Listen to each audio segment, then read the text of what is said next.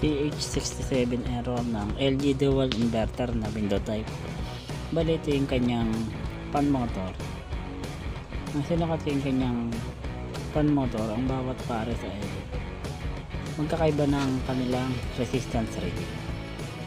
Bali ang resistance rating nito ay kagaya lang din sa inverter na compressor, na dapat ay magkakapareho or hindi dapat magkakalayo masyado. At kung mapapansin nyo rin, ito yung kanyang shafting ay medyo matigas na rin kumpara dito sa bagong fan motor na ipapalit natin. At ang reading naman nito ay 92.3 or 92.4 bawat pares na kanyang terminal.